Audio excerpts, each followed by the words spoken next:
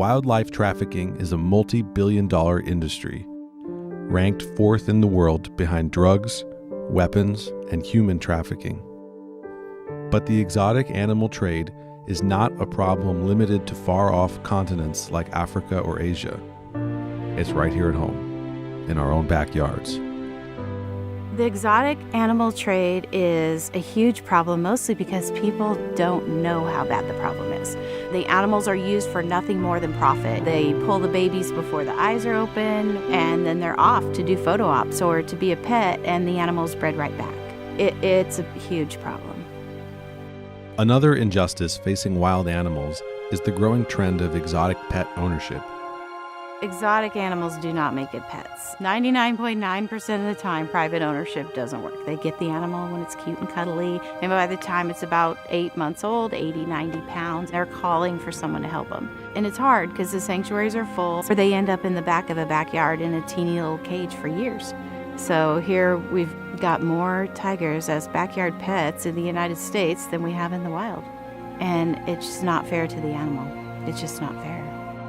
Animals in the exotic pet trade are subjected to physical abuse, neglect, isolation, and exploitation. Most of the animals are in terrible condition. A lot of them have evidence of malnutrition, skin diseases, and it takes a lot to get them back to at least some sense of welfare.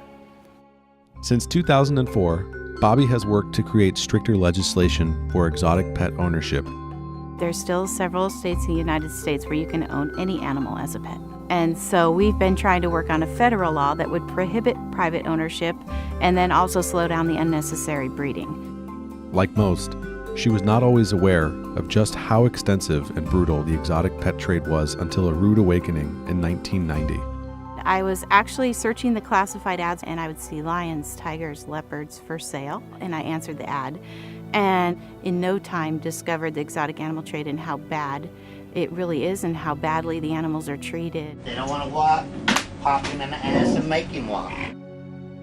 Hurt him, don't touch him. Make him scream. They can't go back unless they've got video cameras out here to prove that we didn't feed them that day.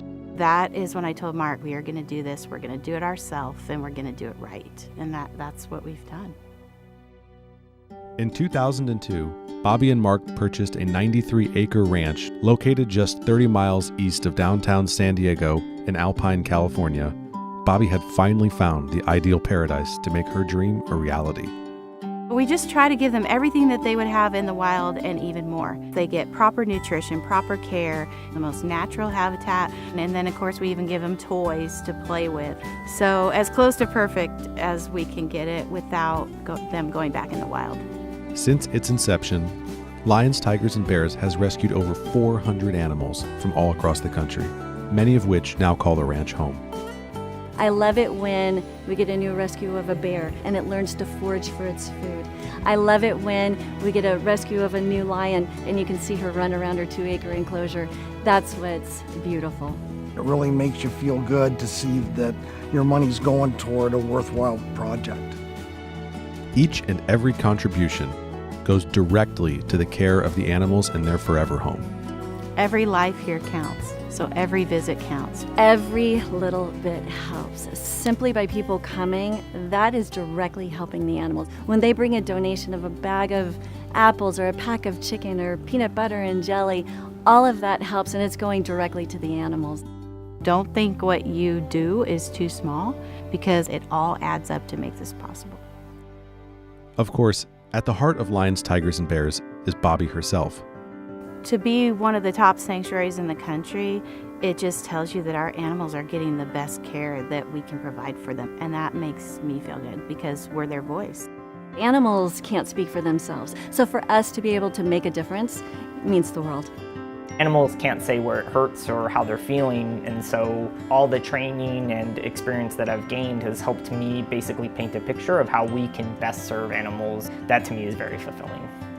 This problem can be solved if we can just educate people so they know there's a problem. Most people want to help. If they're an animal lover, they can't help but help.